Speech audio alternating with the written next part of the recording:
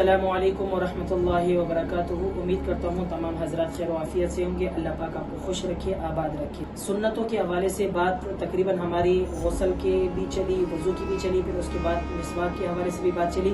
आज हम पढ़ते हैं नमाज की सुन्नतें। नमाज हर एक औरत, मर्द औरत पर 5 वक़्त पढ़ना लाजिम है, फ़र्ज़ है। तो जब नमाज तो हम पढ़ते हैं, लेकिन अगर नमाज पढ़ते वक्त हम इतना टाइम भी निकालते हैं, लेकिन अगर सुन्नतों का अगर हम ख्याल ना रखें तो हमें सवाब कम मिलेगा। तो हमें चाहिए कि हम नमाज पढ़ते वक्त इन सुन्नतों का ख्याल भी रखें, ताकि हम नमाज जो हम पढ़ें तो हमें सुन्नतों का अलग से भी सवाब मिले। नंबर 1 सुन्नत, मर्द को नियत बांधते वक्त दोनों हाथों को कानों तक उठाना और औरतों को कंधों तक उठाना है।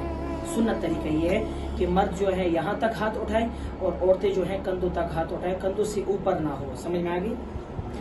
दूसरा सुन्नत देखें, हाथ उठाते हुए दोनों हाथ की हथेली और उंगलियों का किबला रुख रखना बिला कस्त व इरादा। जिस कदर उंगलियां खुली रहने देना, अपने इरादे से ना इनको मिलाना ना खोलना चाहिए। देखिए ना, जब आप हाथ उठाएं कानों तक, तो देखिए मेरे जैसा हाथ की उंगलियां जैसी है ना ऐसी ही रहें। बाज़ लोग ऐसे करते हैं, बाज़ लोग ऐसे करते हैं, गलत तरीका है। जिस हालत में आपके हाथ नीचे वक्त जिस हालत में है उसी तरह हाथ उठाएं। अब देखिए मेरे ऐसे हाथ खोलते हैं, बाज़ लोगों के हो सकते हैं ज़्यादा खोलते हों, बाज़ लोग के हो सकता है बिल्कुल ना खोलते हो।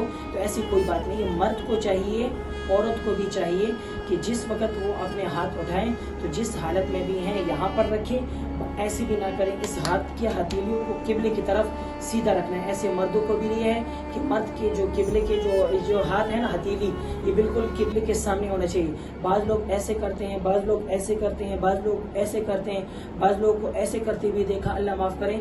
तो ये नहीं करना चाहिए, बल्कि किबले की तरफ हमारा ये हथेली का रुख हो। औरतों के लिए भी ये है कि उनका जो हथेली का रुख हो वो बिल्कुल किबले की तरफ सामने हो। समझ में आ गई? सुन्नत नंबर 3, अल्लाह अकबर कहकर मर्द को नाफ के नीचे इस तरह हाथ बांधना कि बायां हाथ नीचे रहे और दायां हाथ ऊपर रहे, और औरतों को इस तरह सीने पर हाथ रखना।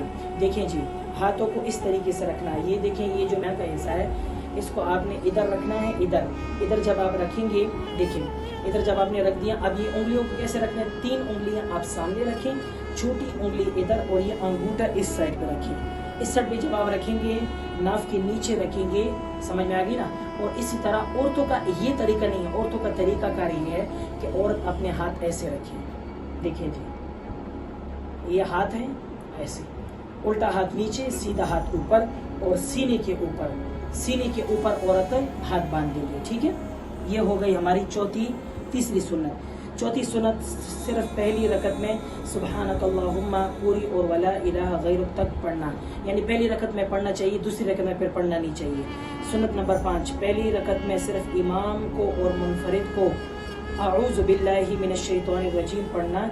मुनफरिद अकेले नमाज पढ़ने वाले को कहते हैं। अच्छा जी, जब इमाम के सामने आप जब जमात के साथ जब नमाज पढ़ें तो आपने सुब्हानकल्लाहुम्मा व बिहम्दिका व तबारक अस्मुका व तआला जद्दुका व ला इलाहा गैरुक तक पढ़ना है। बस उसके बाद आपने खामोश रहना है, आगे इमाम ही पढ़ेगा।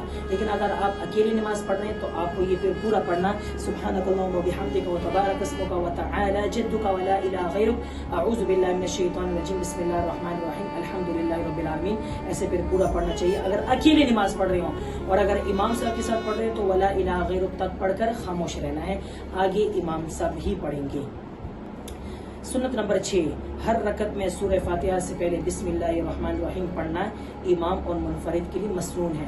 यानी जब आप पहली रकत जब पढ़ के जब आप खड़े हों तो आहिस्ता आवाज़ से बिस्मिल्लाहिर्रहमानिर्रहीम अल्हम्दुलिल्लाहि रब्बिल आलमीन ऐसे आप पढ़ सकते हैं।